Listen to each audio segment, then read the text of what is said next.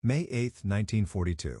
The USS Yorktown limps home from the Battle of the Coral Sea looking like she went 15 rounds with a typhoon and lost every one of them. She's got a 250-kilogram bomb hole punched clean through her flight deck, fires still smoldering in 3 compartments, and a list to port that makes seasick landlubbers out of her most experienced sailors. Any reasonable person would look at CV-5 and start shopping for a replacement. But as we're about to learn, reasonable wasn't really America's strong suit in 1942.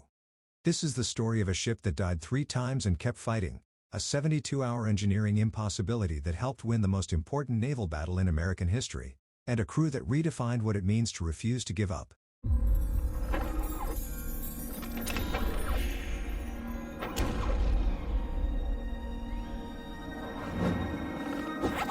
Chapter 1. Built for this. The story starts in 1937, back when America still thought the Pacific Ocean was big enough to keep us safe from other people's problems. The USS Yorktown slides down the ways at Newport News Shipbuilding, all 26,000 tons of her, looking like the most advanced piece of military hardware on the planet. She's a Yorktown-class aircraft carrier, which in 1937 means she's basically a floating airport with delusions of grandeur. 827 feet long, 147 feet wide, and designed to carry 90 aircraft into combat zones where people really don't want to see American warplanes showing up uninvited. The ship's company settles into the rhythm of peacetime naval service, training exercises, goodwill visits, the kind of ceremonial duties that keep navies busy when nobody's actively shooting at them. Yorktown spends her early years cruising around the Caribbean and Atlantic, her crew learning their jobs and generally assuming that this whole aircraft carrier concept is more about showing the flag than fighting wars. The ship's interior becomes a floating city. 2,919 officers and men call her home, and they make it home in all the ways that matter. There's a post office, a barbershop, a library, even a soda fountain. The crew paints a world map mural in one of the elevator shafts, tracking all the places they've been with little pins and flags. It's a good life, the kind of military service that looks great in recruiting posters. Clean bunks, regular meals, and the satisfaction of serving on the most advanced warship in the world.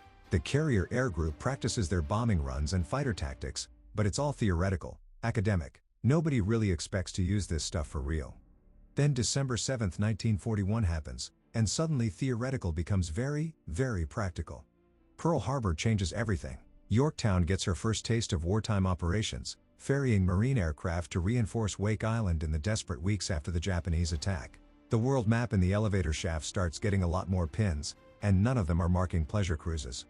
The crew discovers what their ship was really built for. Not goodwill visits or training exercises, but the kind of high-stakes, no second chances combat that turns peacetime sailors into warriors or corpses.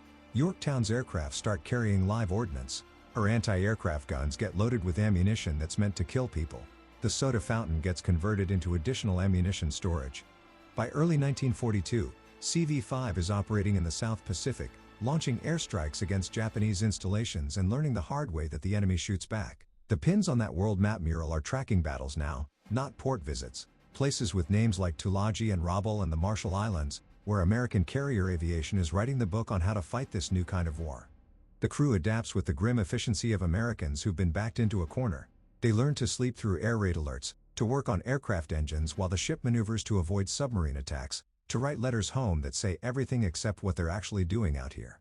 And then comes the Coral Sea, where Yorktown meets her first real test, and discovers that being built tough and actually surviving combat are two very different things. Chapter 2. First Blood. May 4 through 8, 1942.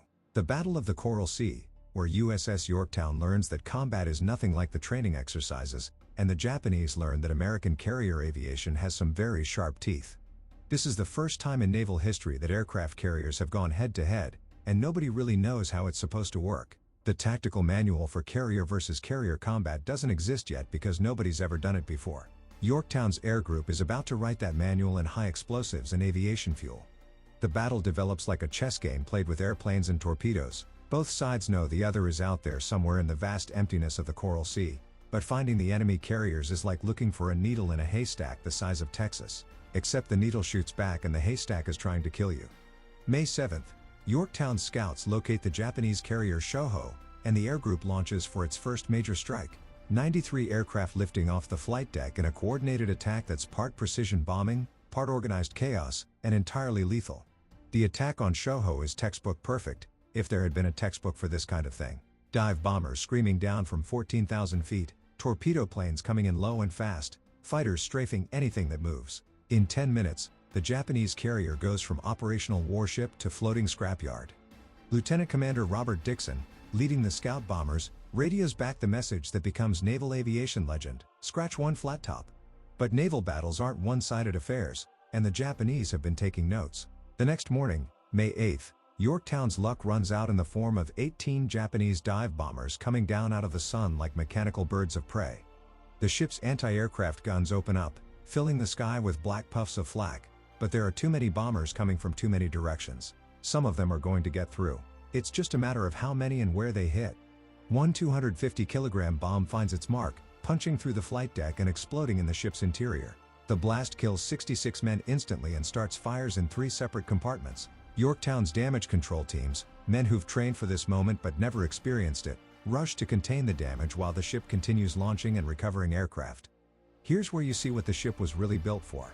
That armor-protected flight deck that looked like overkill in peacetime? It prevents the bomb from reaching the hangar deck and turning Yorktown into a floating funeral pyre. Those damage control systems that seem so complicated during training? They keep the fires from spreading and the flooding from getting out of control. The crew fights their ship and their ship's wounds simultaneously. Damage control parties wearing breathing apparatus struggle through smoke-filled compartments, shoring up bulkheads and plugging holes while the flight deck crews continue launching aircraft into combat. It's multitasking at the most desperate level, saving your ship while using it to kill the enemy. By the end of May 8th, the Battle of the Coral Sea is over. Both sides claim victory, which usually means nobody really won. The Japanese withdraw northward, their invasion of Port Moresby cancelled. The Americans withdraw southward, Yorktown trailing smoke and listing slightly to port. But here's what the battle really accomplished. It proved that American carrier aviation could go toe-to-toe with the Japanese and come out standing. Not unscathed, Yorktown's got the holes to prove that, but standing. The crew has been tested in combat and passed the test, even if the passing grade came with a significant butcher's bill. As Yorktown limps toward Pearl Harbor, her crew starts the long process of assessing what they've learned. Combat is louder than training. It smells different, smoke and cordite and the metallic scent of blood, and it leaves marks on both ships and men that peacetime service never prepared them for. The world map in the elevator shaft gets another pin. Coral Sea, May 1942. Victory, but at a price. And unknown to everyone aboard, they're about to discover that the real test isn't surviving one battle, it's surviving long enough to fight the next one. Chapter 3, Damage Assessment. May 27, 1942. Pearl Harbor. USS Yorktown slides into Dry Dock 1 looking like a museum exhibit on what happens when ships fight wars. The damage assessment team swarm aboard with clipboards, measuring devices, and the kind of grim expressions that suggest the news isn't going to be good. The news is very, very not good. That 250-kilogram bomb didn't just punch a hole, it rearranged Yorktown's internal architecture in ways that would make a structural engineer reach for the whiskey. The blast twisted the ship's frame, cracked bulkheads 3 decks away, and generally introduced the concept of unexpected ventilation to areas that were supposed to be watertight. The shipyard experts huddle around their blueprints like doctors consulting over X-rays of a particularly complicated car accident. They measure, calculate, and confer in the specialized language of people whose job is to deliver expensive bad news to important people. Their verdict? 3 months. Minimum. Maybe longer if they discover additional problems hidden behind the obvious damage, which they always do because that's how ship repairs work. You start fixing the hole you can see and discover that the explosion cracked something vital 3 compartments away. Under normal circumstances, 3 months would be reasonable. Hell, it would be optimistic. Proper repairs mean replacing the damaged frames with new steel, rewelding the cracked bulkheads, testing every system that might have been affected by the blast. It's the kind of comprehensive rebuild that ensures the ship comes out stronger than before. But these aren't normal circumstances. While the damage control experts are calculating repair schedules, the intelligence boys are reading intercepted Japanese radio traffic and developing ulcers. The enemy is planning something big, a major carrier operation aimed at a tiny atoll called Midway Island, about 1,000 miles northwest of Pearl Harbor. Midway sits right in the middle of nowhere, which in strategic terms makes it the center of everything. If the Japanese take Midway, they've got a forward base for bombing Pearl Harbor. If they take Pearl Harbor, the entire west coast becomes the front line. The mathematics of geography are simple and terrifying. Admiral Chester Nimitz, Commander-in-Chief Pacific Fleet, sits in his headquarters doing the kind of calculations that keep flag officers awake at night. He's got exactly 3 operational aircraft carriers in the entire Pacific: Enterprise, Hornet, and maybe, Yorktown if she can be patched up in time. Intelligence estimates suggest the Japanese are bringing 4 or 5 carriers to Midway, plus battleships, cruisers, destroyers, and submarines. In any reasonable universe, this is where you start planning strategic withdrawals and hoping for divine intervention. Nimitz looks at the Yorktown damage assessment. 3 months. He looks at the intelligence estimate for the Japanese attack. Maybe a week, probably less. Then he makes the kind of decision that either wins wars or ends careers: repair her in 72 hours. The engineer's response involved words that would make a sailor blush, which is saying something. You don't repair major structural damage to a 26,000-ton warship in 72 hours. You don't repair a lawnmower in 72 hours if it's badly enough damaged. This isn't maintenance, it's resurrection with a deadline. But here's the thing about Americans in 1942. They'd grown up during the Depression, when making impossible things work was just Tuesday. They hadn't yet learned that some jobs were too big, too complicated, or too dangerous. So when someone said impossible in 72 hours, they heard difficult but doable if we skip sleep. The call goes out across Pearl Harbor. All hands, all shifts, all the time. 1,400 workers, shipyard personnel, Navy crew, civilian contractors, anyone who could swing a hammer or operate a welding torch. The goal isn't to repair Yorktown properly. The goal is to make her seaworthy enough to launch aircraft and survive long enough to matter. They're going to abandon every principle of proper naval construction, ignore every safety regulation in the book, and attempt the kind of engineering impossibility that turns into legends if it works and courts-martial if it doesn't. The clock starts ticking at sunset on May 27th, with the sound of acetylene torches firing up and 1,400 people preparing to redefine what impossible means. Chapter 4, Race Against Time. May 27, 1942.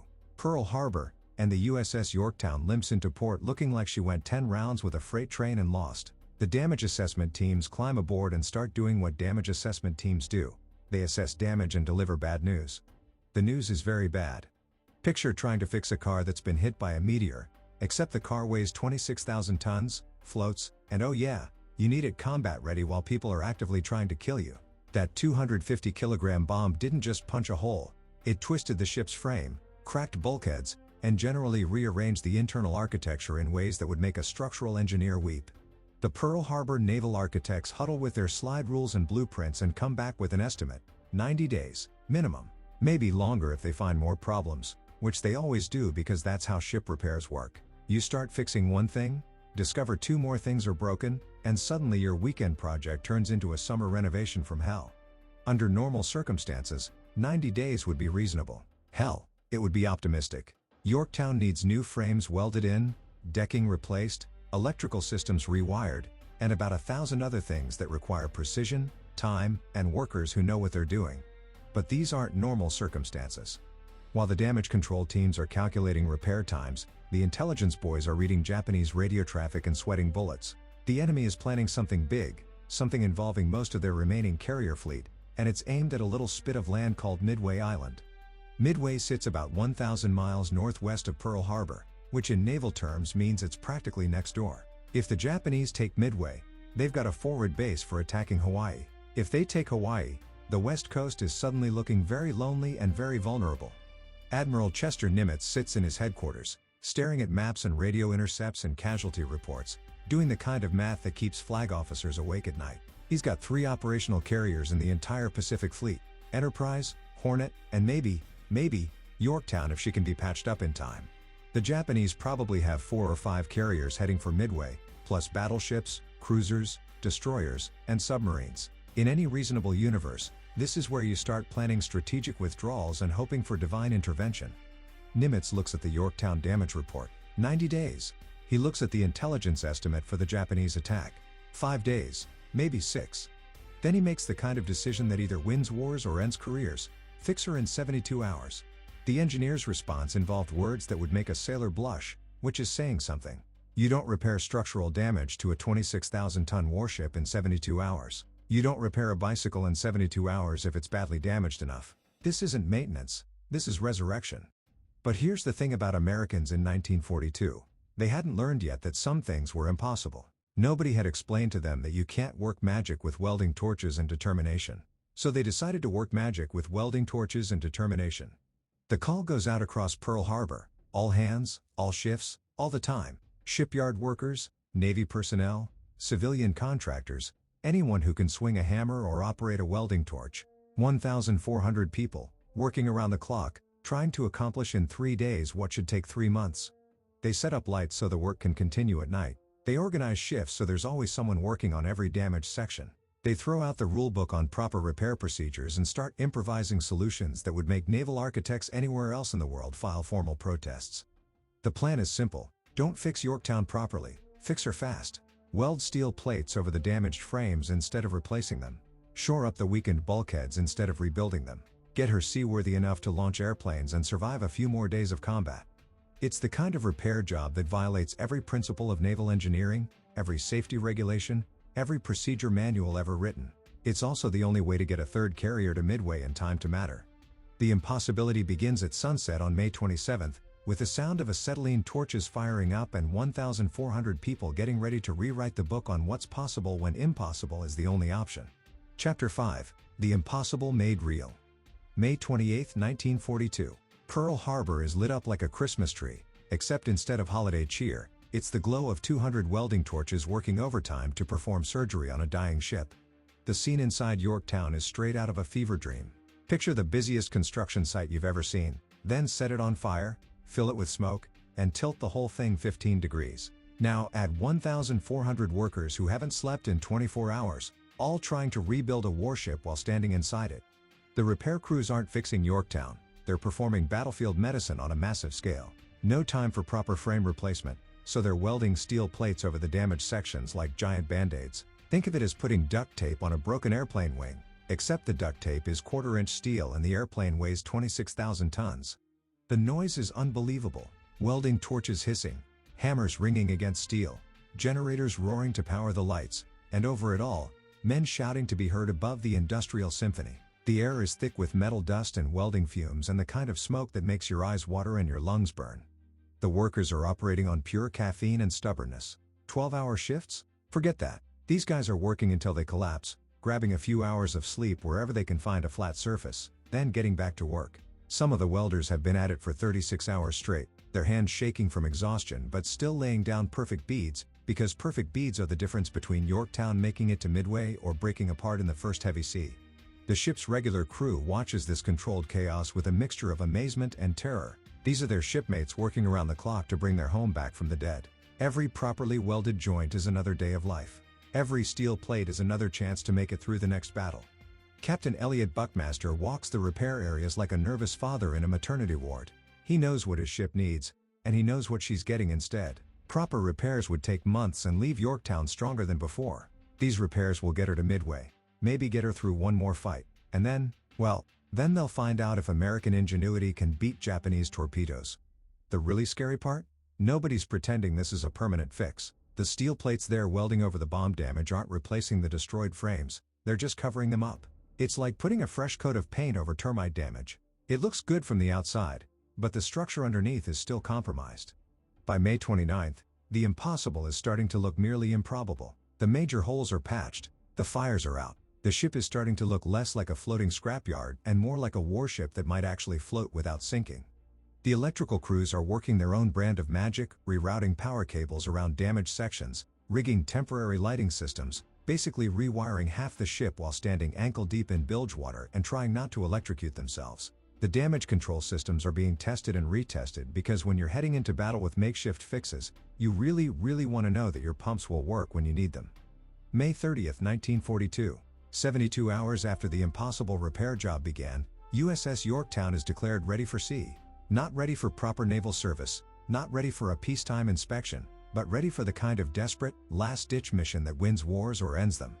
The repair crews don't even have time to pack up their tools properly. Some of them are still aboard when Yorktown casts off, working frantically to finish last-minute jobs as the ship steams out of Pearl Harbor. Picture trying to finish remodeling your kitchen while driving to work, except your kitchen is a warship and your commute is to a battle that will decide the fate of the Pacific. The crew feels a weird cocktail of pride and terror as Hawaii shrinks in their wake. Pride because they've just witnessed the greatest repair job in naval history. Terror because they're heading into battle in a ship held together by welding wire, determination, and prayers. The impossibility is complete, whether it's enough remains to be seen. Chapter 6. Into the Crucible. June 4, 1942. Dawn breaks over Point Luck, and yeah, that's really what they called the rendezvous point where the American carriers were waiting for the Japanese. Somebody in naval intelligence had a sense of humor, or a really dark understanding of what they were asking these ships to do. The horizon holds more than hope this morning. It holds the future of the Pacific War. Yorktown sits in the pre-dawn darkness, her flight deck spotted with aircraft that look like sleeping birds of prey. Douglas SBD Dauntless dive bombers, Grumman F-4F Wildcat fighters, and those poor bastard Douglas TBD Devastator torpedo planes that are about to prove why being first into combat isn't always a good thing. The ship hums with nervous energy. The crew knows this is it, the big one, the fight that decides whether the Japanese keep pushing east or start thinking about going home. Admiral Fletcher's Task Force 17 is the smallest of the 3 American carrier groups, but thanks to those 72 hours of Pearl Harbor engineering wizardry, they're here instead of sitting uselessly in dry dock. The air groups launch into the darkness like clockwork, 35 aircraft lifting off Yorktown's deck, climbing into the morning sky, heading toward the last known position of the Japanese mobile force. The pilots know the odds, they're outnumbered, outgunned, and flying into what's essentially an aerial meat grinder, but they also know that if they don't stop the Japanese carriers here, there might not be another chance. Radio chatter filters back to Yorktown as the morning progresses. The first American attacks are getting slaughtered, those poor Devastator crews walking into flak screens that turn airplanes into confetti. But then, around 10:30 a.m., everything changes. The dive bombers arrive overhead just as the Japanese carriers are recovering aircraft, their decks crowded with fully fueled, fully armed planes.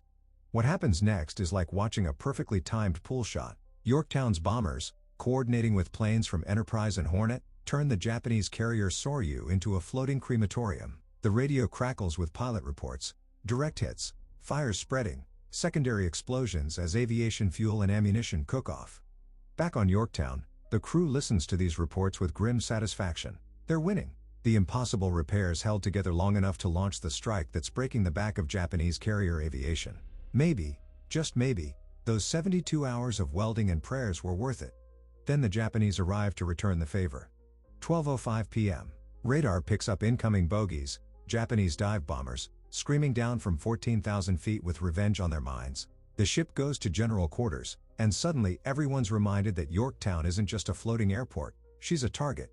The anti-aircraft guns open up, filling the sky with black puffs of flak.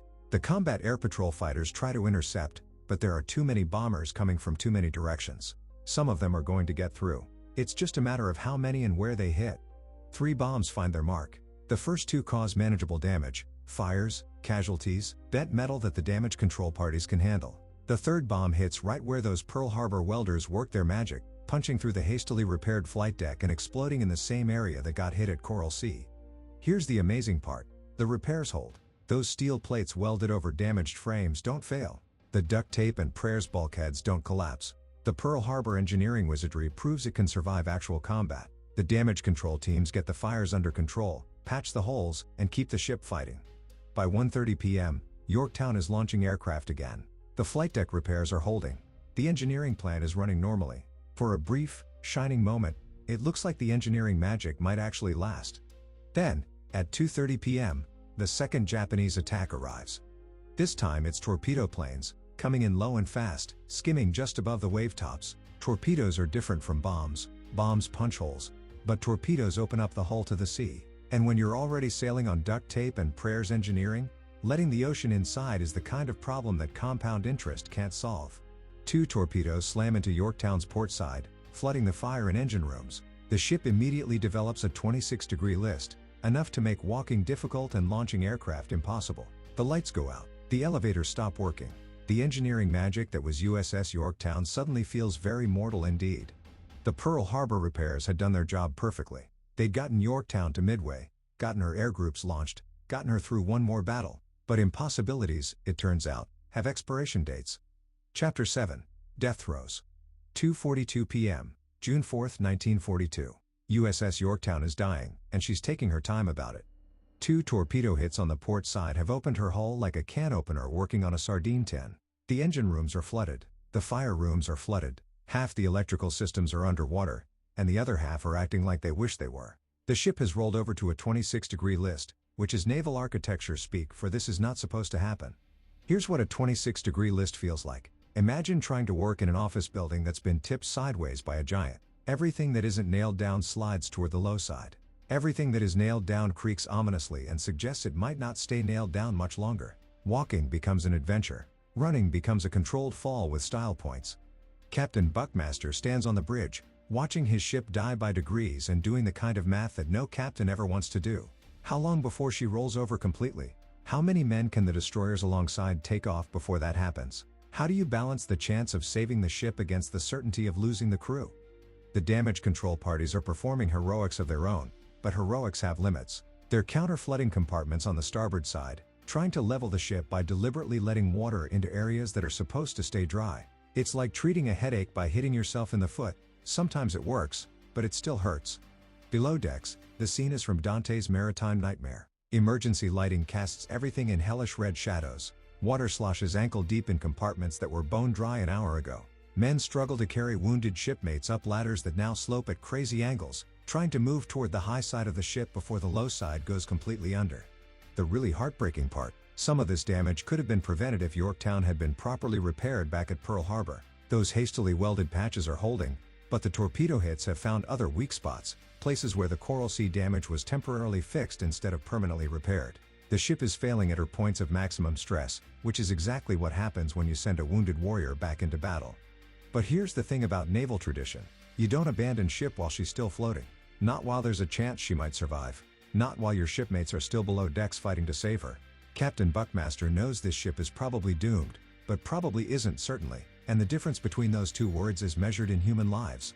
The crew works with the desperate efficiency of men who understand the stakes. Damage control teams struggling to shore up bulkheads that are buckling under the pressure of thousands of tons of seawater. Engineers trying to restart equipment that was never designed to operate at this angle. Medical personnel moving the wounded to areas of the ship that aren't actively flooding. 3:20 p.m. The list increases to 28 degrees. Walking becomes impossible. The flight deck is now tilted like a ski slope, and aircraft are sliding toward the edge like very expensive sleds. The destroyer Hammond comes alongside, her crew throwing lines and preparing to take on survivors. This is when Captain Buckmaster makes the hardest decision of his career: abandon ship. It's not giving up, it's facing reality. Yorktown has done her job. Her air groups helped break the back of Japanese carrier aviation. The impossible repairs lasted long enough to matter. But now she's done, and keeping the crew aboard means trading their lives for a ship that's already lost. The word passes through the ship: all hands, abandon ship. Men who've called Yorktown home for years climb down cargo nets into waiting boats, leaving behind everything except what they can carry. Personal belongings, photographs, letters from home, all of it stays behind with the ship. Some of the crew look back as the small boats pull away, watching their floating city list further and further to port. Others can't bear to watch. This isn't just a ship sinking, it's a home dying, a community dissolving, an impossible achievement finally reaching its limits.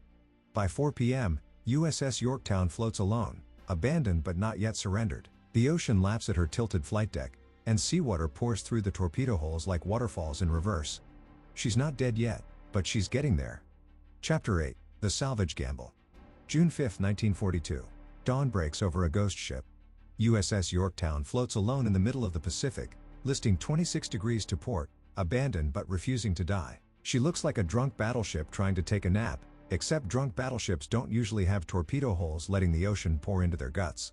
Admiral Fletcher, watching from the heavy cruiser Astoria, faces the kind of decision that naval officers pray they never have to make. Yorktown is clearly dying. Any reasonable person would write her off as a total loss, but she's also still floating, which means there's a chance, however slim, that she might be saved. In the cold calculus of naval warfare, one aircraft carrier is worth risking a lot of other ships to save, especially when you've only got 2 other carriers left in the entire Pacific Fleet, and the war is far from over. The question isn't whether to attempt salvage, it's whether the attempt will cost more ships than it saves. Fletcher makes the call: they're going to try. The destroyer USS Hammond is ordered alongside to provide power and pumping capacity. The minesweeper Vireo gets the impossible job of trying to tow a 26,000-ton carrier that's doing its best impression of a submarine. And most importantly, a salvage party of 170 volunteers from Yorktown's original crew climbs back aboard their dying ship. Picture that for a moment. These men had escaped death once already when they abandoned ship. Now they're climbing back aboard a vessel that could roll over and take them all to the bottom at any moment. They're doing it because Yorktown is their ship, their home, their responsibility. Naval tradition doesn't just suggest you try to save your vessel, it demands it. The salvage effort is part engineering, part prayer, and entirely desperate. The first priority is counter-flooding, deliberately filling compartments on the starboard side to level the ship. It's like trying to balance a seesaw by jumping on it, except the seesaw weighs as much as a small city and is actively sinking. The work is nightmarish. The salvage teams are operating inside a ship that's tilted at crazy angles, with water sloshing around their ankles and emergency lighting casting everything in hellish red shadows. Every step is treacherous. Every ladder is a climbing challenge. Every tool has to be carried uphill against gravity that's pointing in the wrong direction. But it works. Slowly, degree by degree, Yorktown starts coming upright. The counter-flooding reduces her list from 26 degrees to 22, then to 18. The pumps start making headway against the flooding. For the first time since the torpedo hits, it looks like the ship might actually be saved. The crew works with the desperate efficiency of men who understand they're racing against time, physics, and the structural integrity of a ship that's already taken more punishment than it was designed to handle. Welding crews shore up damaged bulkheads. Electricians restore power to critical systems. Damage control teams patch holes and plug leaks with everything from steel plates to wooden plugs to old mattresses stuffed into gaps. By noon on June 6th, the salvage operation is starting to look possible. Yorktown's list has been reduced to a manageable 2 degrees. The tow to Pearl Harbor has begun, with the little minesweeper Vireo struggling to move a ship 50 times her size. It's slow going, maybe 3 knots on a good day, but it's progress. The men aboard Yorktown allow themselves to hope. Maybe the Pearl Harbor welders' impossibility will be followed by a salvage impossibility. Maybe their ship will make it home after all. Maybe all this desperate work will pay off with Yorktown back in dry dock, getting proper repairs this time, preparing for the next battle. They're calculating towing distances and repair schedules and crew rotations. They're talking about what they'll do when they get back to Hawaii, about letters they'll write home, about shore leave and hot food and dry bunks. For 36 hours, it looks like the impossible might happen twice. But the Pacific is a big, empty place. Emphasis on big. Less emphasis on empty. At 1:36 p.m. on June 6th, the Japanese submarine I-168 puts 4 torpedoes into the water, aimed at the crippled American carrier and the destroyer trying to save her. The salvage operation is about to meet cold reality, traveling at 45 knots. Chapter 9. The Final Act. 1:36 p.m., June 6, 1942. 4 Japanese torpedoes slice through the Pacific waters like underwater bullets, their wakes barely visible on the surface. Aboard USS Yorktown and the destroyer Hammond, 170 salvage crew members are about to learn that the ocean doesn't care about heroics, hope, or how hard you've worked to save your ship. The lookouts spot the torpedo wakes first, those telltale streaks of bubbles that mean someone very unfriendly is about to ruin your day. The alarm goes out, but there's nowhere to run. Hammond is tied up alongside Yorktown, pumping power and water. The carrier herself can barely move, even with the minesweeper Vireo straining at the tow cables. It's like being in a traffic jam when you see the drunk driver coming up fast behind you. You know what's about to happen. You can see it coming, but physics and circumstances have conspired to make you a sitting duck. 2 torpedoes find Hammond. The destroyer simply disintegrates. One moment she's there, tied alongside Yorktown and working to save the bigger ship. The next moment she's gone in a column of smoke, fire, and flying steel. 81 men die instantly, including some who were working aboard Yorktown and got caught in the blast. But here's the really cruel part. Hammond's death saves some lives. Her destruction absorbs 2 of the 4 torpedoes, leaving only 2 heading for Yorktown. In the brutal mathematics of naval warfare, that's almost good news. Almost. The remaining torpedoes slam into Yorktown's starboard side, undoing 36 hours of salvage work in 36 seconds. All that counter-flooding, all that careful damage control, all that desperate hope, erased by high explosives and the laws of physics. The ship immediately develops a new list, this time to starboard. Water pours through the new torpedo holes like Niagara Falls in reverse. The lights go out. The pumps stop working. The carefully shored-up bulkheads start buckling under pressure that were never designed to handle. The salvage crew has maybe 5 minutes to get off the ship before she takes them down with her. 5 minutes to climb up ladders that are now pointing in crazy directions. 5 minutes to reach the high side of the ship before the low side goes completely under. Some of them don't make it. 20 men go down with Yorktown, trapped below decks when the ship rolls over, their sacrifice added to the 81 already lost on Hammond. These aren't battle casualties. These are men who died trying to save their ship, trying to bring their floating home back from the dead. The rest scramble into life rafts and watch their ship die for the second and final time. USS Yorktown, the ship that survived Coral Sea and Midway, that was patched up in Pearl Harbor's impossible 72-hour repair job, that fought her final battle held together by welding wire and determination, finally gives up the ghost. She rolls slowly to port, her flight deck disappearing beneath the waves, her island superstructure the last thing visible before the Pacific closes over her forever. At 5:01 a.m. on June 7, 1942, USS Yorktown completes her final dive, taking with her 101 American sailors who died trying to keep her alive. The men in the life rafts watch in silence as their ship disappears. No cheering, no dramatic speeches, just the quiet grief of survivors watching their home die. These are the same men who painted that world map mural in the elevator shaft, tracking all the places they'd been. Now all those places are going to the bottom with their ship. But here's what they accomplished. Even in defeat, the Battle of Midway cost Japan 4 aircraft carriers and most of their experienced naval pilots. The Japanese Navy would never again mount a major offensive operation in the Pacific. Yorktown's sacrifice helped break the back of Japanese naval aviation. The Pearl Harbor engineering wizardry held long enough. The 72-hour repair job got Yorktown to Midway, got her air groups launched, got them into the battle that changed the course of the war. The hastily welded patches and makeshift systems did exactly what they were supposed to do. They bought time, and time was all America needed to start hitting back. USS Yorktown lies 16,650 feet down on the bottom of the Pacific, her hull broken but her honor intact. She was built to fight, and she fought until there was nothing left to fight with. The impossibility wasn't that she survived, the impossibility was that she lasted long enough to matter. In the end, that's all any warship can ask for, the chance to matter when it counts most. 77 years later, in 1998, Dr. Robert Ballard, the same guy who found the Titanic, located USS Yorktown's wreck on the bottom of the Pacific. She's sitting upright in 16,650 feet of water, her flight deck gone but her hull surprisingly intact, like a steel monument to the idea that some things are worth dying for. The Discovery photos show artifacts scattered around the wreck site: a pilot's goggles, pieces of aircraft, personal belongings of men who never made it home.